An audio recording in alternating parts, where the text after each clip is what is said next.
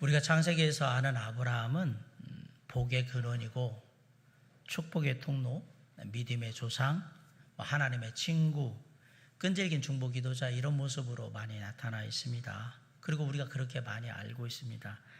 안타깝게도 아브라함이 군인으로서 뭔가를 했다라는 걸 아는 사람은 별로 없습니다. 전쟁터에서 탁월한 전략과 무공으로 승리를 이끈 전쟁의 용사, 이런 이미지하고 아브라함은 잘 맞지 않는다라고 생각하는 게 대부분의 사람들의 생각입니다. 그런데 오늘 본문은 전쟁에 임하는, 그 전쟁을 지휘하고 있는 군인 아브라함에 대해서 얘기하고 있습니다. 창세기는 아브라함에 관한 이야기가 13장 정도 기록이 되어 있는데요, 그 중에서 전쟁에 관한 이야기와 아브라함이 함께 나오는 이야기는 이 창세기 14장밖에 없습니다. 물론 이 전쟁은 아브라함이 먼저 시작한 전쟁이 아닙니다.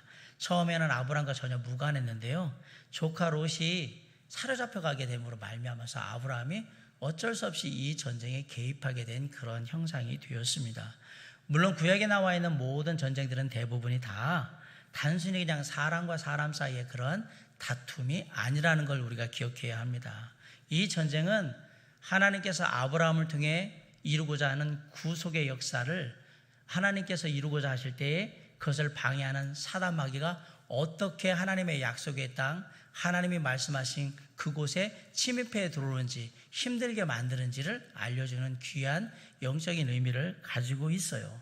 대부분의 신화 성경에 나오는 전쟁들은 다 영적인 의미를 가진 전쟁들이 맞아요. 그래서 오늘날 이 땅에서 세상과 영적인 전쟁을 하고 있는 우리에게도 귀한 교훈을 줄 수 있는 그러한 오늘 본문의 말씀이 된다고 저는 충분히 생각을 합니다. 본문의 이야기는 메소포타미아의 4명의 왕과 요단 지역에 있는 5 왕이 서로 싸우기 위해서 모여있는 그것으로부터 시작을 합니다. 메소포타미아 지역의 4왕은 1절에 바벨론 곧 신할 왕 아므라벨과 엘라살 왕 아리옥, 엘람 왕 그돌라오멜, 그 다음에 고임 왕 디달이라고 분명히 기록이 되어 있고요, 요단 지역의 5 왕은 2절에 기록이 되어 있는데 소돔 왕 베라, 고모라 왕 비르사, 그리고 아드마 왕 시납과 스보임 왕 세메벨, 그리고 마지막에 벨라 곧 소아랑이라고 분명히 기록이 되어 있습니다. 그들이 지금 시딤 골짜기 염해 사해에 모여서 마지막 일전을 치르려고 지금 대기하고 있는 거예요, 서로. 이 전쟁이 벌어지게 된 이유는 뭐냐? 4절에 그 이유가 나와 있습니다. 요단 지역의 5 왕이 12년 동안 엘람 왕 그돌라오멜에게 조공을 바치는 그런 나라였는데 13년째 되는 해에 일제히 조공을 바치지 않았던 거예요. 바꿔 얘기하면 연합을 해서 그돌라오멜에게 반역을 꾀한 겁니다. 그러자 엘람 왕 그돌라오멜이 그냥 있지를 않았어요. 1절에 기록된 동맹국들과 함께 전쟁에 나서기 시작한 거예요. 지금까지 내가 봐주고 조공받아서 그냥 놔뒀더니 이것들이 이제는 이제 풀어졌구나, 내가 한번 본때를 보여줘야 되겠다. 그리고 그돌라오멜이 온 거예요, 동맹국들을 데리고.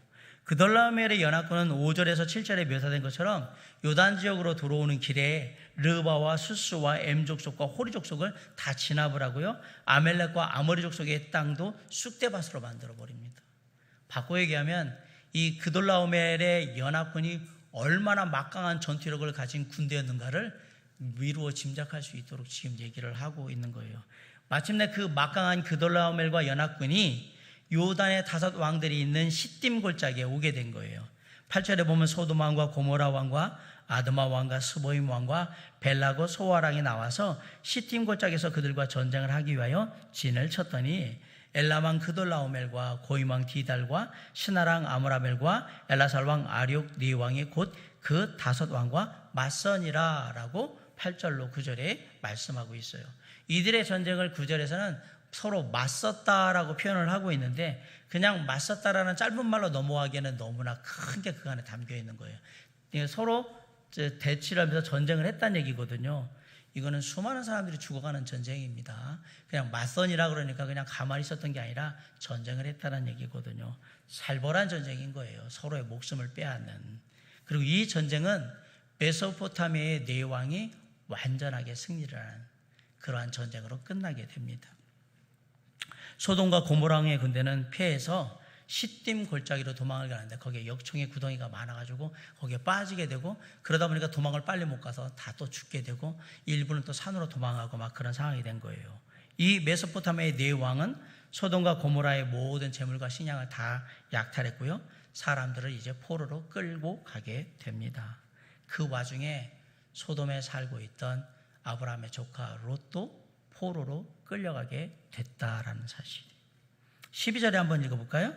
시작. 소돔에 거주하는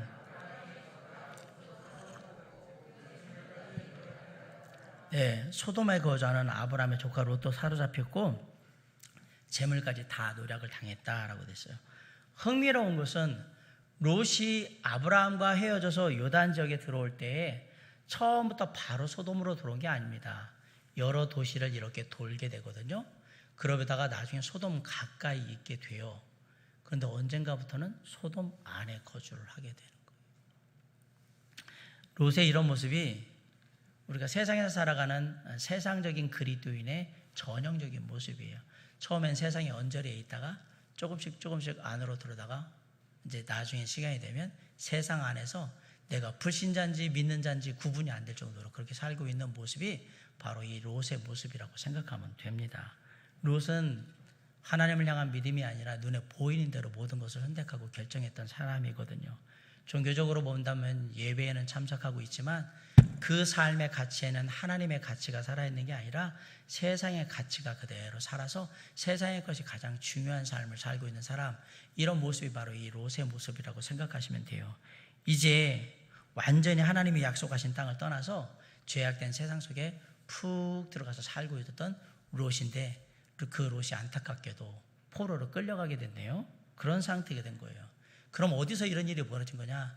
소돔을 향한 고모라를 향한 롯의 잘못된 선택이 이런 결과를 낳은 거예요. 전쟁에 포로로 끌려가고 어려운 상황 가운데 들어가게 되게 만들었다라는 사실이에요. 아브라함이 이 소식을 들었어요. 그리고 조카 롯이 그 포로로 끌려가게 됐다는 소식도 다 들었어요. 전쟁의 소식, 포로로 끌려가는 소식 다 들었는데 도망쳐온 사람이 그 얘기를 다 해줍니다.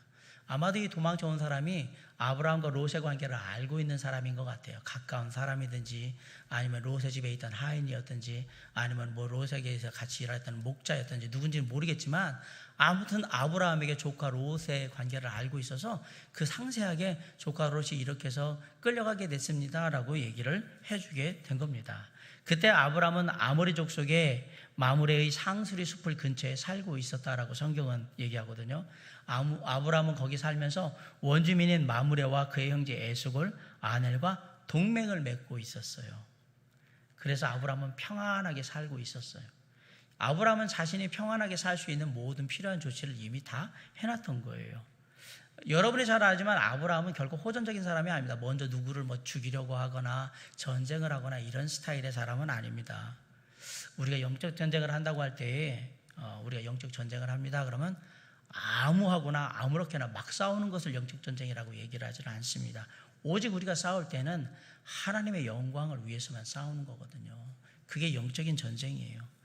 아브라함은 지금 세상에서 어떻게 살아야 되는지를 잘 보여주고 이웃과 동맹을 맺어서 서로가 서로를 보호하면서 살고 있는데 조카 롯이 잡혀갔다는 소식을 들은 거예요. 그러니까 이제 고민이 된 거예요. 어떻게 해야 되느냐.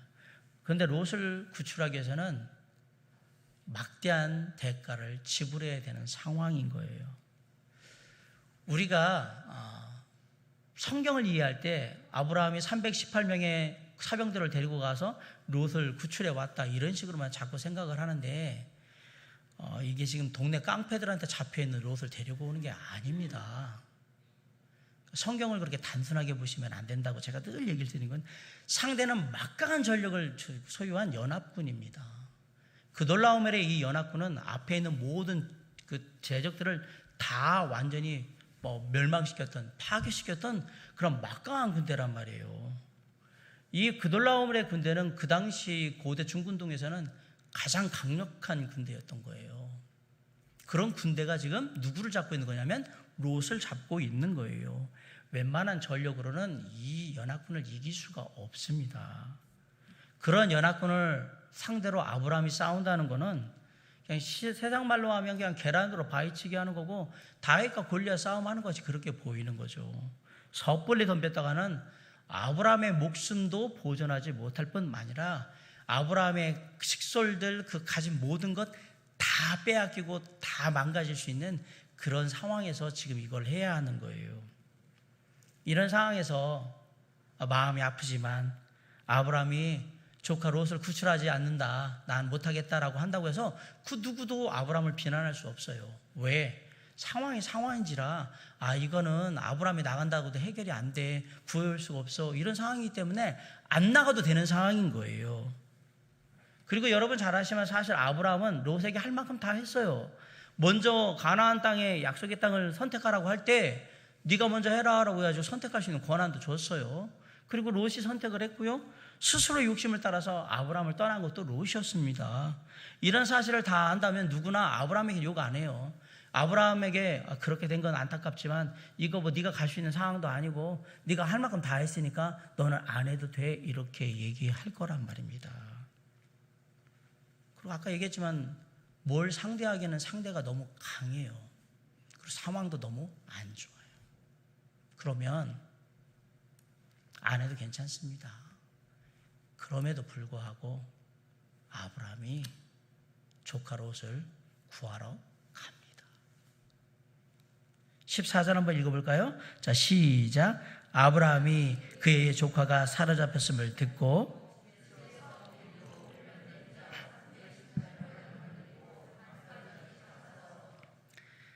참 아브라함이 속도 없죠, 그죠? 아브라함이 롯에 대한 어떤 악한 마음이나 원한 같은 게 없어요.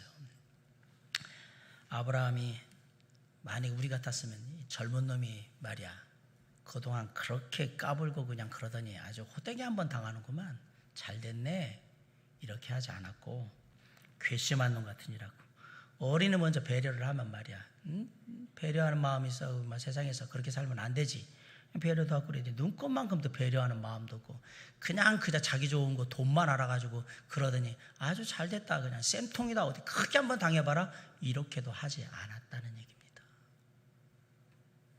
아브라함은 마음이 큰 사람이었습니다.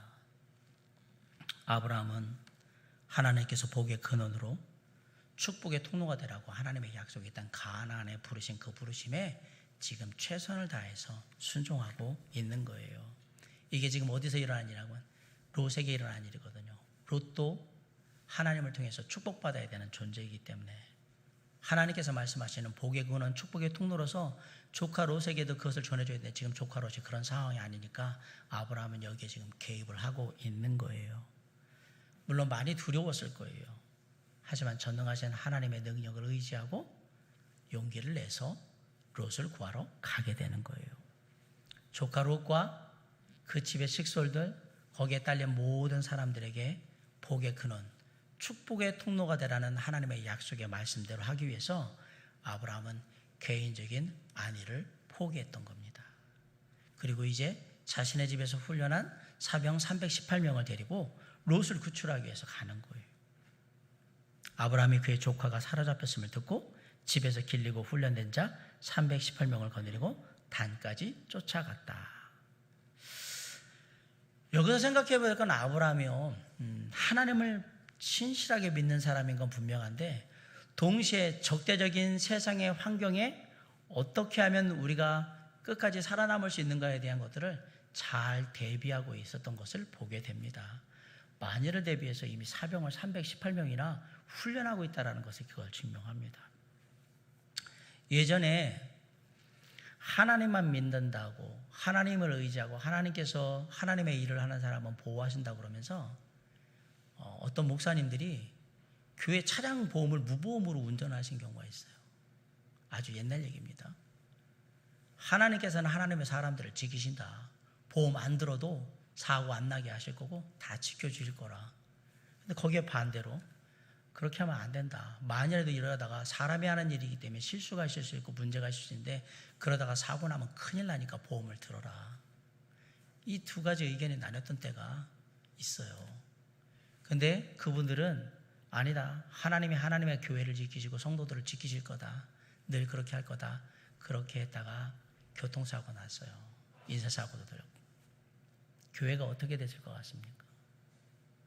교회가 거의 문 닫을 지경에 이르기까지 그렇게 어려운, 그 돈을 갚느냐고 어려운 시간들을 보냈던 것을 제가 알고 있습니다. 그것이 과연 세상을 살아가는 방법일까? 하나님을 믿는다는 게 우리가 기본적으로 해야 할 바를 하지 않아도 된다는 얘기가 아니란 얘기입니다. 하나님을 믿는다는 것은 우리가 상식적으로 기본적으로 해야 될 걸 다 하고 있어야 한다는 얘기는 겁니다. 어떤 분들은 또 나는 병에 안 걸린다고 그래서 실비보험이나 암보험 이런 것도 하나도 안 드시는 목사님들도 같이 있는데, 저는 세상을 되게 어리석게 살아가시는 거라고 생각을 합니다. 만약에 그러다가 그 병에 걸리면 그 모든 책임이 어디로 가는지 아십니까? 교회와 성도들에게 다 담겨져야 합니다. 보험은 그런 성격인 거거든요. 아직도 그 부분에 대해서 그렇게 생각 안 하시는 분들도 있는데, 우리가 세상을 살아갈 때는 지혜롭게 할 수 있는 법들은 다 해놓고 살아가는 거예요. 그냥 그저 하나님이 알아서 해주시겠지 이렇게 믿고 사는 게 아니라고요. 그럴 거면 아브라함이 뭐하러 318명씩이나 하겠어요. 일 나면 하나님이 알아서 처리해 주시겠지. 그리고 가만히 있지. 그게 아니라는 거예요. 아브라함이 해야 할 바는 해야 할 바고요. 하나님이 하실 건 하나님이 하실 거라는 걸 알고 있었던 거예요. 우리가 세상을 살아갈 때는 하나님이 우리에게 허락하신 모든 지혜로운 것들을 다 자원들을 활용해서 그렇게 지혜롭게 살아가야 되는 겁니다. 자, 아브라함이 지금 자기가 훈련한 318명의 사람들을 지금 활용하고 있어요. 그리고 24절에 보니까 자신과 동맹을 맺은 아넬, 에스골, 마물의 사람들도 같이 간 것 같아요. 그들의 몫에 대한 얘기를 하는 거 보니까. 그렇듯 아브라함은 자신들이 이끌 수 있는 사람들을 다 데리고, 자신이 이끌 사람들 데리고 북쪽에 있는 단까지 쫓아가요. 그리고 치밀한 계획 가운데 사병들을 나눠가지고 밤에 야간으로 기습 공격을 합니다. 15절 한번 읽어볼까요? 자, 시작.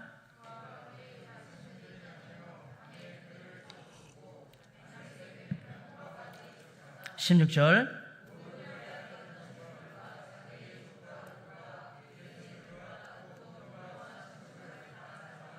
네.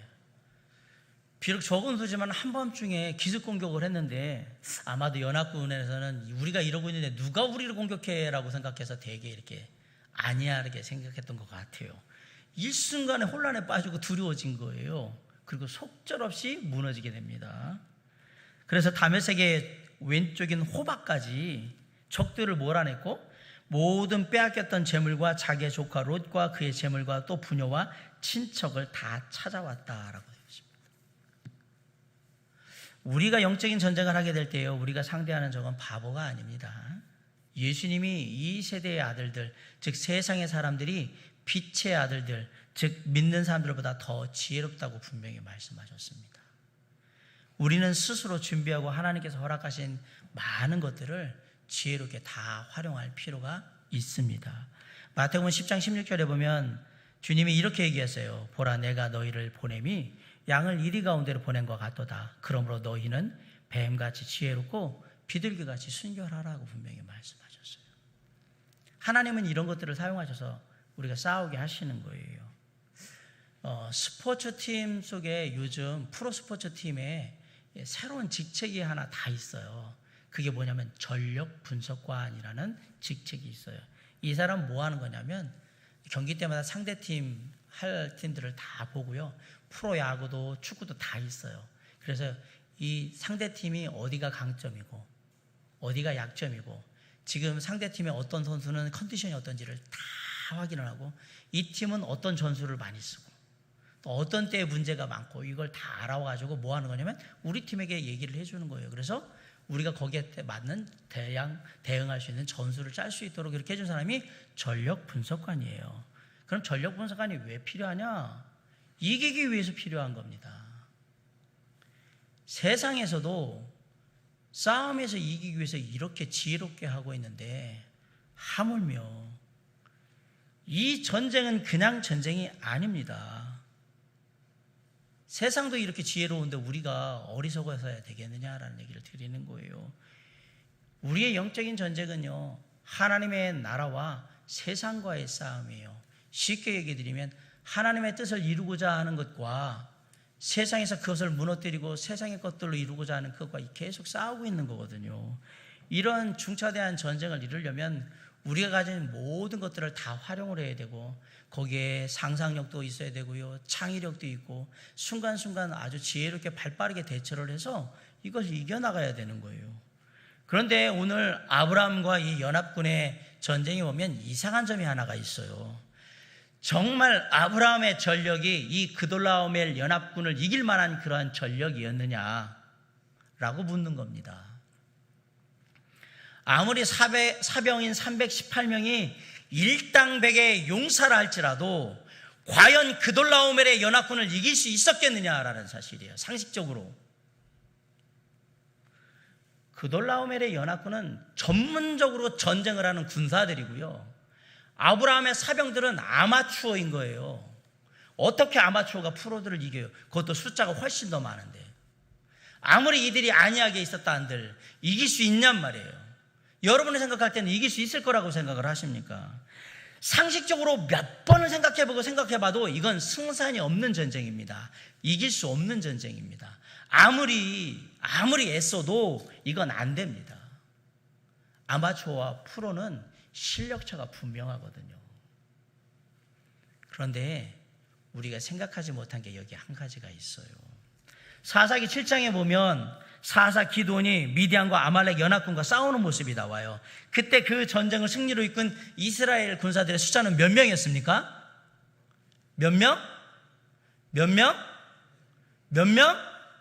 큰 소리로 대답해 보세요. 몇 명이었습니까? 300명이었습니다. 그러면 묻습니다.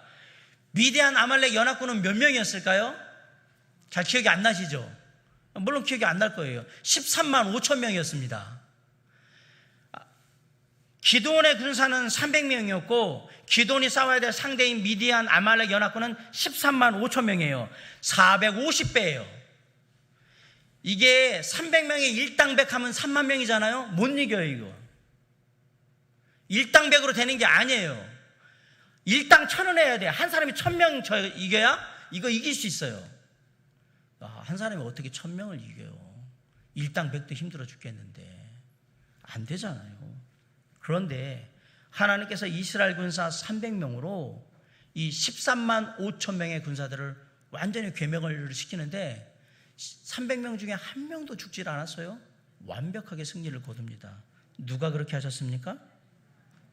하나님이 그렇게 하셨습니다. 사무엘상 14장에 보면 무장한 블레셋 군대와 싸우는 사울왕의 아들 요나단의 모습이 나오는데 그 요나단이 무장한 블레셋 군대에 자기 그 사병 옆에 같이 있는 비서와 같은 사병을 데리고 들어가면서 이렇게 얘기합니다. 요나단이 자기의 무기를 든 소년에게 이르되 우리가 이 할례 받지 않은 자들에게로 건너가자. 여호와께서 우리를 위하여 일하실까 하노라. 여호와의 구원은 사람이 많고 적음에 달리지 아니하였느니라. 그리고 들어가서 블레셋 군대를 완전히 초토화시켜버려요. 둘이 들어가서 어떻게 살아나옵니까? 죽는 거지. 그런데 뭐라고 얘기해요? 여호와의 구원은 사람이 많고 적음에 달리지 아니하였느니라. 맞습니다. 하나님은 숫자로 일하지 않습니다. 하나님은 숫자로 일하지 않으세요. 왜? 이 전쟁이 우리의 전쟁이 아니고요. 우리의 능력으로 싸울 수 있는 전쟁도 아니기 때문에 그래요.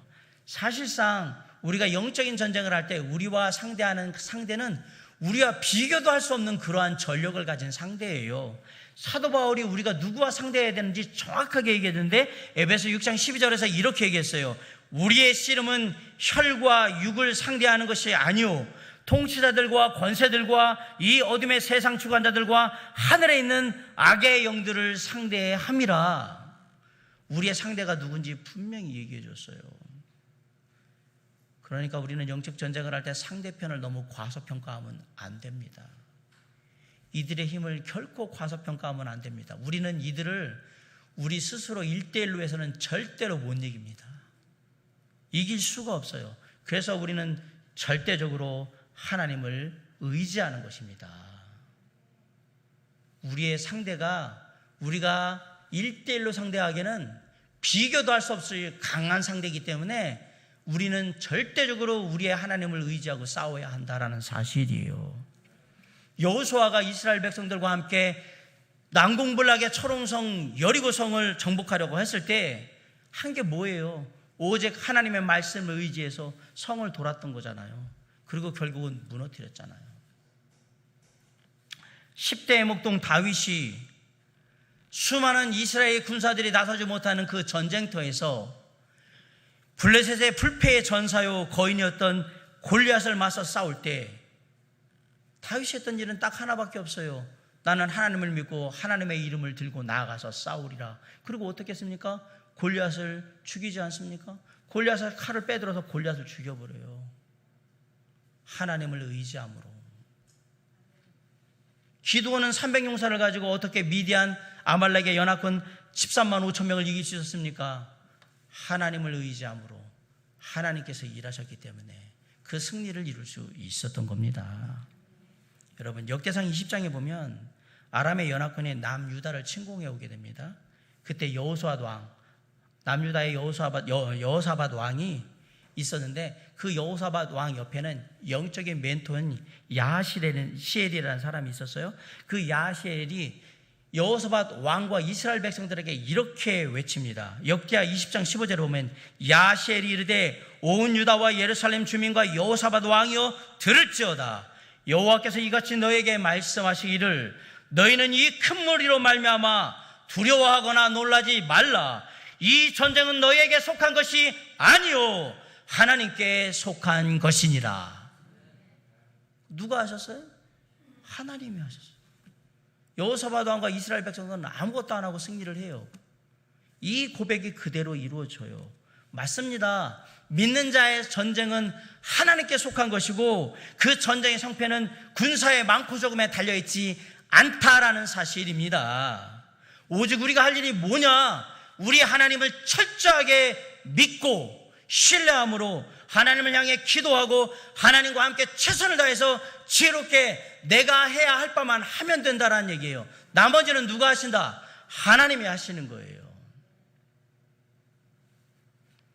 기드온과 함께한 300의 용사로 13만 5천의 아말렉 미디안 연합군을 물리치게 하셨던 그 하나님이 아브라함과 함께한 318명의 사병으로 이 그돌라오멜의 연합군 그거는 못 물리치겠습니까? 저는 하나님에게는 이건 별로 어려운 일도 아니라고 생각합니다. 왜? 이미 그렇게 하셨던 일들을 보여주셨잖아요. 사랑하는 성도 여러분, 하나님께서 아브라함과 함께 하셔서 비록 소수의 인원이지만 놀라운 승리를 할 수 있도록 해 주신 겁니다. 하나님의 도우심으로 아브라함은 모든 빼앗겼던 재물과 자기의 조카 롯과 그의 재물과 그의 부녀와 친척들을 다 찾아올 수 있게 된 겁니다. 하나님께서 도우셨어요. 하나님은 아브라함을 하나님의 약속의 땅에서 복에 거는 축복의 통로가 돼서 그 모든 사람들에게 그것을 나눠줄 수 있는 그 일을 하기 위해서 부르셨는데 지금 그 일이 그돌라오멜의 연합군으로 말미암아서 잘못될 가능성이 있었던 거예요. 아브라함은 자신이 복에 거는 축복의 통로로서 모든 사람들에게 그 일을 이루어줘야 되는데 가까운 조카인 롯에게마저도 그렇게 하지 못하면 안 되니까 그 하나님의 부르심에 따라서 그 일을 이루어가는 거예요. 그럼 그 일을 누가 하는 거냐? 하나님이 하시는 겁니다. 결국은 하나님께 다 물리치게 하시고 놀라운 승리를 경험할 수 있게 해 주셨습니다. 많은 그리스도인이 삶 가운데 영적인 전쟁을 할 때 안일한 태도를 갖고 있지는 않은지 좀 걱정스럽습니다. 우리의 대적이 누군지를 과소평가하시면 안 됩니다. 그들의 사탕발림 같은 그런 소리에 넘어가시면 안 됩니다. 순진하게 그거 받아들였다가는 우리도 우리 스스로가 영적인 무장을 해제하게 될 것이고요. 결국은 롯과 같이 끌려가게 될 겁니다. 제가 항상 얘기했잖아요. 베노에 나오는 그 마차에 끌려가는 그 죄수같이 그렇게 우리가 사단마귀에게 질질 끌려가게 될 거라고 항상 얘기하잖아요. 지금 우리 믿는 자들이 있는 이곳은 에버랜드와 서울랜드 같은 놀이터가 아니고 영적인 전쟁터라는 사실을 잊으시면 안 됩니다. 우린 전쟁터 한가운데 있는 겁니다. 어제나 오늘 신문기사를 보세요. 오늘 코로나19 확진자가 270명이 넘어갔어요. 거기에 대부분이 어디 사람들이냐면 교회 사람들이에요. 욕만 나와 있어요. 욕만. 지구상의 교회나 기독교인들은 없어졌으면 좋겠다라고 얘기를 해요. 이것들은 왜 모이냐고 댓글이 막 달려요. 여긴 전쟁터예요, 여러분. 여긴 놀이터가 아닙니다. 오늘 여러분들 왔다가 주변의 사람들한테 뭐하고 왔냐고 교회 갔다 왔다 그러면 그들이 우리를 어떻게 바라볼지 한번 잘 생각해 보시기 바랍니다. 우리의 영적인 전쟁을 하고 있다는 사실을 잊으시면 안 돼요. 사랑하는 성도 여러분, 다 교회에 대한 부정적인 얘기고 예수 믿는 우리에 대해서 안 좋은 얘기들 뿐이 없어요. 앞으로 더 심해지면 심해질지 절대 좋아지지 않을 거예요. 우리는 복음과 예수 그리스도 하나님 교회에 대해서 아주 적대적인 그런 세상에 지금 살고 있는 겁니다. 정신 차려야 됩니다. 사단 마귀가 이런 상황에서는 세상의 온갖 것들을 다 사용해서 하나님의 나라와 몸된 교회와 성도들과 하나님의 나라의 확장을 무조건 방해할 겁니다. 못되게 만들 겁니다. 사랑하는 성도 여러분, 그 사도 베드로가 뭐라고 얘기했어요? 마귀가 우는 사자처럼 우리를 삼키려고 그렇게 눈에 불을 켜고 돌아다닌다고 우리에게 얘기하지 않았습니까? 그래서 뭐라고 했습니까? 정신 차리고 깨어있지 않으면 그 사자에게 물어 죽임 당할 거라고, 정신 차리고 깨어있으라고 얘기하지 않았어요? 우리는 지금 영적인 전쟁 중이라는 사실을 잊으시면 안 돼요. 안 그러면 우리도 원수에게 포로로 끌려가서 질질 끌려가는 인생이 될 거란 말입니다. 지금은 그저 안일하게 바라보고 그냥 대충 어떻게 되겠지 이렇게 살 때가 아니란 얘기예요. 아브라함은 안락한 삶을 추구하지 않았어요. 전쟁을 했어요. 아브라함이 나 하나 그냥 괜찮은데 그냥 이렇게 살지라고 했다면 롯은 결코 살아남지 못했을 겁니다. 하지만 아브라함은 자신을 부른 하나님의 부르심이 뭔지를 알았던 거예요. 그래서 조카 롯도 그 식솔들도 그 친척들도 관련된 모든 사람들도 다 살렸던 거예요. 그것이 하나님이 가나안 땅에 아브라함을 부르신 부르심의 목적이니까. 우리에게도 우리를 부르신, 우리를 구원하신 목적이 있습니다. 아무리 세상이 뭐라고 해도 아직 세상에는 예수 그리스도로 말미암아 구원받아야 될 수많은 영혼들이 있다는 사실을 잊으시면 안 됩니다. 아무리 세상에 코로나19로 인해서 교회를 욕하고 예수쟁이들을 욕하고 하나님을 욕할다 할지라도 그들을 향한 우리의 마음을 결코 접으면 안 됩니다. 그것은 우리의 끊임없는 영적인 싸움이기 때문에 그래요. 사실 아브라함이 메소포타미아의 이 그돌라오멜 연합군을 따라간다는 것은 엄청난 용기가 필요한 거예요. 우리가 잘 아는 영화 어벤져스 있잖아요. 아브라함이 무슨 캡틴 아메리카입니까? 뭐 토르예요? 아니면 아이언맨입니까? 아브라함은 그런 사람이 아니에요. 우리는 알기를 아브라함이 그런 사람을 자꾸 생각하시면 안 돼요. 아브라함 어떤 사람인지 아세요? 저 죽을까봐 애굽에서 마누라 팔아먹었던 겁쟁이에요. 아브라함 그런 사람이에요. 그런 사람이 어떻게 바뀌었냔 말이에요. 왜 아브라함이 그런 겁쟁이에서 이런 용사로 바뀌었을까? 믿음 안에서 이런 용기를 낼 수 있었을까? 어떻게 이렇게 메소포타미아의 그 대군과 싸울 생각을 하면서 나갔을까? 아브라함은 믿음 안에서 용기를 냈습니다. 용기라는 게 뭡니까? 두려움이 없는 게 아니에요. 두려움이 있고 무섭지만 그럼에도 불구하고 하나님을 믿고 그 두려움을 넘어서 행동하는 게 그게 용기인 거예요. 마음에 두려움이 있어요. 걱정도 있어요. 염려도 있지만 그거보다 더 크신 하나님을 믿고 행동으로 보이는 것이 그게 용기인 거예요. 아브라함이 어떻게 이렇게 용기 있는 사람이 됐을까? 그건 하나님의 말씀, 약속의 말씀을 믿었기 때문에 그런 겁니다. 창세기 12장 2절에서 하나님께서 아브라함을 이렇게 부르십니다. 내가 너로 큰 민족을 이루고 내게 복을 주어 네 이름을 창대하게 하리니 너는 복이 될지라. 너를 축복하는 자에게는 내가 복을 내리고 너를 저주하는 자에게는 너를 힘들게 만들고 너를 아프게 만들고 너를 안 되게 만드는 그 사람들에게는 내가 저주하리니 땅의 모든 족속이 너로 말미암아 복을 얻을 것이라.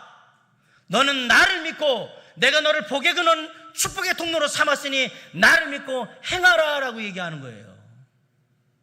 근데 상황은 어때요? 두렵죠. 목숨을 걸고 나가야 됩니다. 살아돌다 가망도 없습니다. 상식적으로 생각할 때 불안하죠. 이게 내 맘대로 될까? 그럼에도 불구하고 아브라함은 하나님의 약속의 말씀을 믿고 나아가서 승리했던 거예요. 용기를 냈던 겁니다. 두려움을 느끼거든, 여러분의 삶에 불안을 느끼거든, 우리 하나님께서 우리와 함께 하신다는 것과 우리 하나님이 전능하신 하나님이라는 그 사실을 하나님의 약속의 말씀을 통해서 분명히 기억할 수 있기를 간절히 바랍니다. 이사야 41장 10절에서 이렇게 얘기합니다. 두려워하지 말라, 내가 너와 함께함이라. 놀라지 말라, 나는 네 하나님이 됨이라. 내가 너를 굳세게 하리라. 참으로 너를 도와주리라. 참으로 나의 의로운 오른손으로 너를 붙들리라. 세상이 주는 두려움이라는 그 감정에 휘둘리지를 않아야 합니다. 거부하세요. 나는 세상에 휘둘리지 않을 것이다.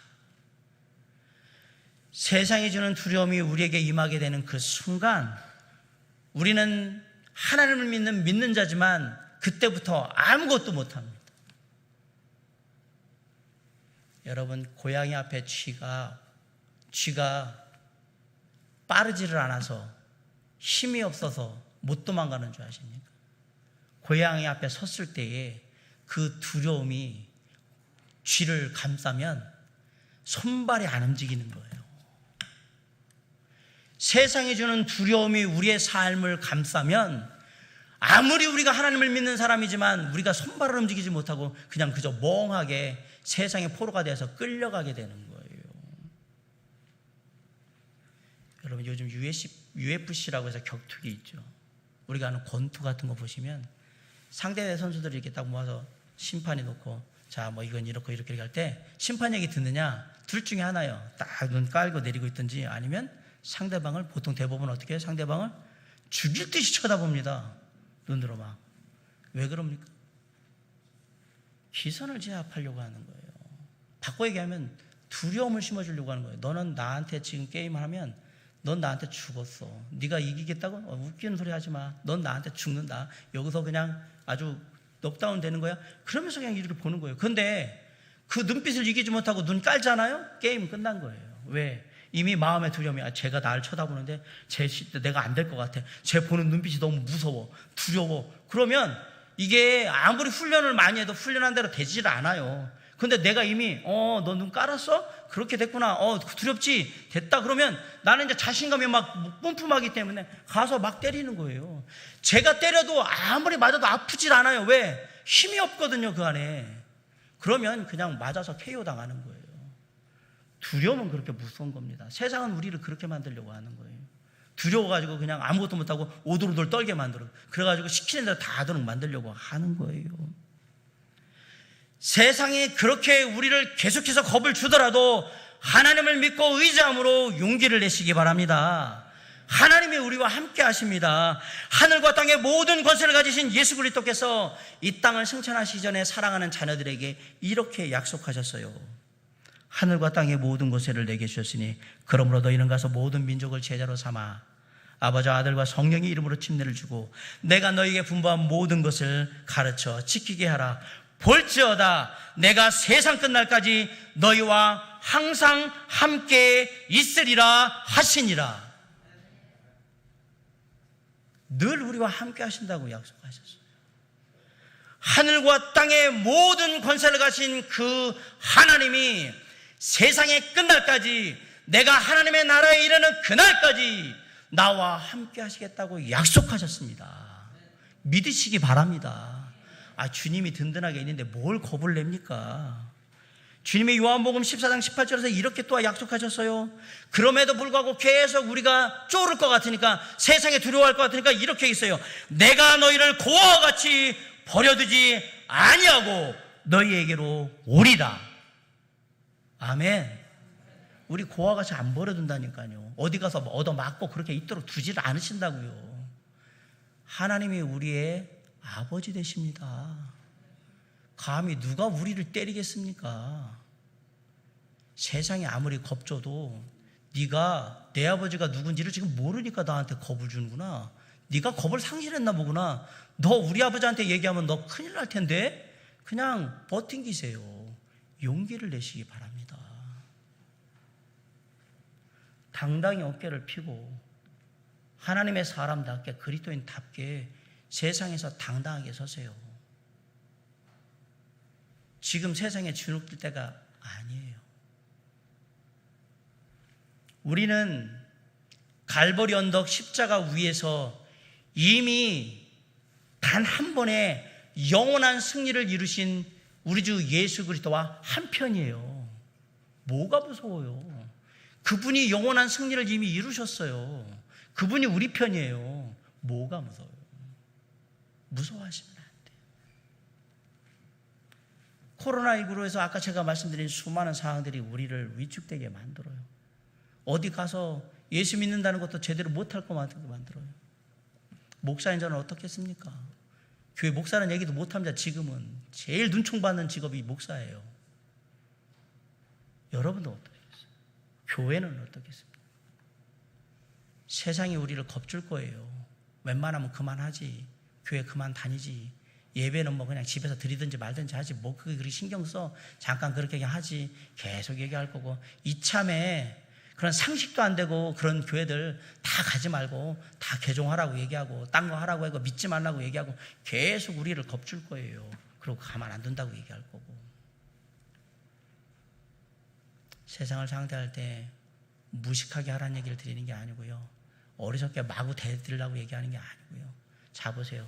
우리가 얼마나 방역을 철저하게 하고 있으며 얼마나 최선을 다하고 있어요. 우리가 세상에 죄 지은 건 없습니다. 하나님께서 우리에게 얘기하신 거예요. 세상은 늘 그렇게 할 거라고. 차별금지법을 만들어서 그렇게 만들 것이고 다 할 거예요. 우리가 세상을 두려워하면 우리는 할 수 있는 게 아무것도 없어요. 우리가 뭘 믿겠습니까? 사랑하는 성도 여러분, 주님께서 세상 끝날까지 너희와 항상 함께한다. 이 땅에 종말이 오는 그날까지 우리와 믿는 자들과 함께 하신다고 약속하셨습니다. 그 예수님은 십자가 위에서 이미 사망의 권세를 이기시고 승리하신 분이에요. 그 하나님을 믿고 그 주님을 믿고 최선을 다해서 세상에서 싸웁시다. 지혜롭게 내가 해야 할 바를 다 감당하면서 그리고 그 너머에 있는 하나님의 능력을 늘 의지하면서 싸웁시다. 그래서 마침내 승리합시다. 전쟁은 하나님께 속한 것이고 군사의 숫자가 전쟁의 성패를 좌우하지 않는다는 사실을 오늘 아브라함을 통해서 우리가 또다시 배우게 됩니다.